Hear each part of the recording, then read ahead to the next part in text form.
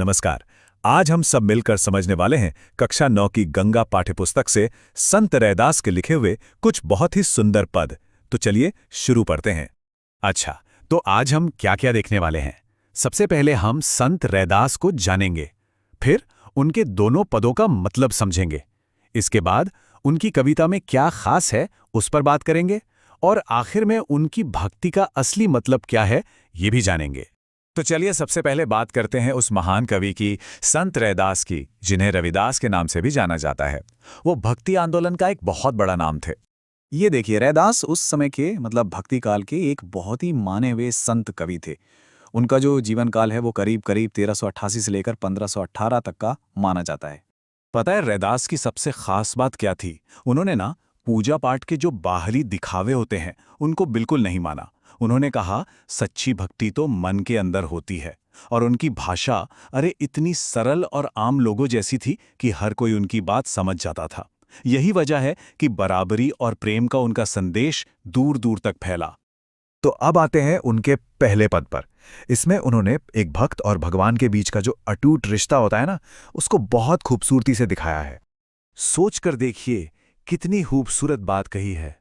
रैदास कहते हैं, प्रभु जी तुम चंदन हम पानी, मतलब प्रभु आप चंदन हैं और मैं पानी। अब जरा सोचिए, जब चंदन पानी में घुलता है तो क्या होता है? पानी की एक एक बूंद महक उठती है ना? बस ठीक वैसे ही भक्त का पूरा वजूद भगवान की भक्ति से महकने लगता है। और ये बात यहीं खत्म नहीं होती। आगे वो कहते हैं, प्रभु जी तुम घन बन हम मोरा, जैसे चितवत चंद चकोरा। मतलब जैसे काले काले बादलों को देखकर मोर खुशी से झूम उठता है ना, या फिर जैसे चकोर पक्षी टकटकी लगाकर सिर्फ चांद को ही देखता रहता है। बस वही लगन, वही प्यार, उसी से भक्त भी अपने ईश्वर को देखता है। अब अगली लाइन देखिए, ये भक्त के होने का मतलब और भी गहरा कर देती है। प्रभु जी तुम दीपक हम बाती, मतलब आप दिया हैं और मैं उसकी बाती। अब देखिए, बाती की अपनी तो कोई रोशनी नहीं होती है ना, वो तो दिए की वजह से ही जलती है, दिन रात जलती है।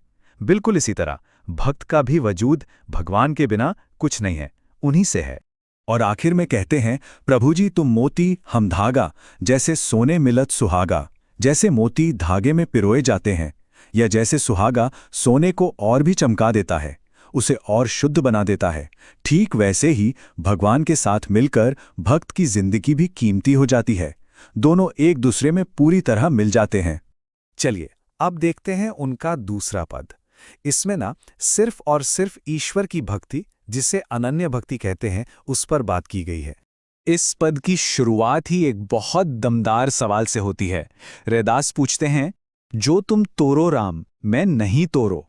मतलब हे प्रभु, अगर आप मुझसे रिश्ता तोड़ भी लें तो मैं आपसे नहीं तोड़ूंगा, क्योंकि तुम सो तोरी कवन सो जोरो। मतलब आपसे तोड़कर मैं भला किससे नाता जोड़ूं। ये लाइन साफ बताती है कि भगवान के सिवा उनके लिए कोई और है ही नहीं। और वो आगे ये भी साफ साफ कहते हैं कि उन्हें तीर्थ यात्रा या व्रत उपवास जैसे कामों की कोई जरूरत नहीं है। उनका तो एक ही भरोसा है, बस अपने प्रभु के चरण। देखिए ये मन के अंदर के विश्वास की कितनी बड़ी बात है। तो इस पूरे पद का जो निचोड़ है वो है पूरा का पूरा सरेंडर, यानी समर्पण। रैदास कहते हैं कि उनके मन में, उनके काम में, उनकी बातों में हर पल हर घड़ी सिर्फ और सिर्फ प्रभु ही उनकी उम्मीदें हैं।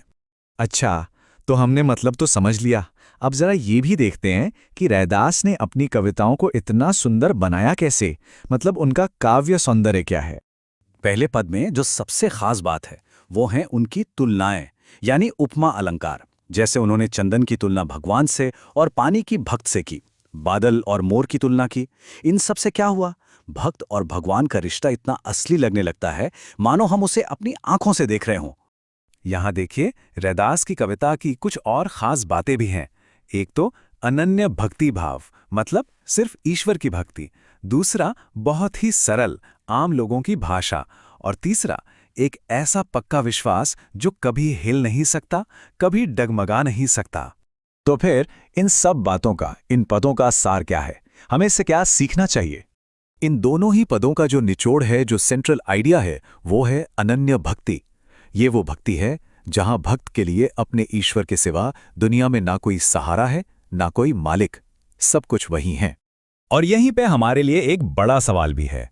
क्या रैदास का ये जो पूरा समर्पण का आइडिया है, ये हमें ये नहीं बताता कि असली विश्वास बाहरी पूजा पाठ या दिखावे में नहीं, बल्कि मन के अंदर एक गहरे और अटूट जुड़ाव में होता है? सोचिएगा इस बारे में।